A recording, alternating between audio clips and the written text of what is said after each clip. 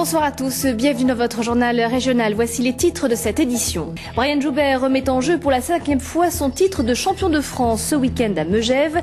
Cette épreuve marque son retour dans la compétition après son forfait au Trophée Bompard. En sport, Brian Joubert, 5 fois champion de France de patinage artistique, remet son titre en jeu ce soir à Megève. Le Poitevin est de retour dans la compétition après avoir déclaré forfait pour le Trophée Bompard à la mi-novembre. Il n'a pas complètement retrouvé sa forme, mais il reste le favori de cette épreuve nationale. Freddy Vetto et Julien Delage l'ont rencontré à l'entraînement. Le contact avec la glace lui manquait. Brian Joubert a rechaussé les patins après une semaine d'arrêt total. Plus de problèmes respiratoires, une tension normale. Le champion du monde a vaincu son virus et retrouvé ses sensations. Je m'inquiétais beaucoup parce que je commençais à perdre ma technique, je commençais à perdre confiance. Il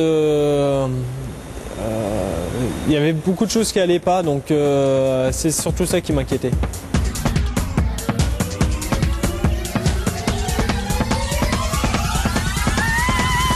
Le Poitevin n'est pas encore à 100%. S'il enchaîne sans difficulté les 2 minutes 30 de son programme court, Brian Joubert n'a pas tenté de réaliser un programme libre complet. Il réserve ses 4 minutes 40 d'effort au championnat de France, l'occasion d'évaluer son état de forme. Oh, c'était bien. Vous attendez quoi des championnats de France? Juste une confirmation que ça va beaucoup mieux. Deux bons programmes dans l'ensemble, on ne va pas tenter des super trucs, mais pourquoi pas, je veux dire, si il se sent bien sur les 2 premiers quadruples du programme, qu'il se fasse plaisir. Et qu'il remporte un 6e titre national consécutif, histoire d'oublier son forfait au Trophée Bompard, synonyme de non-qualification pour la finale du Grand Prix.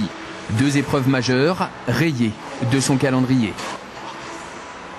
Le seul point négatif, c'est que ça m'empêche de tester mon programme en compétition internationale et de voir ce qu'il vaut, où j'en suis avec mes niveaux techniques, comment il est perçu par les juges internationaux et par le public en général. Seule référence internationale, sa victoire au Canada début novembre. Un premier signe positif avant les championnats d'Europe fin janvier à Zagreb, en Croatie.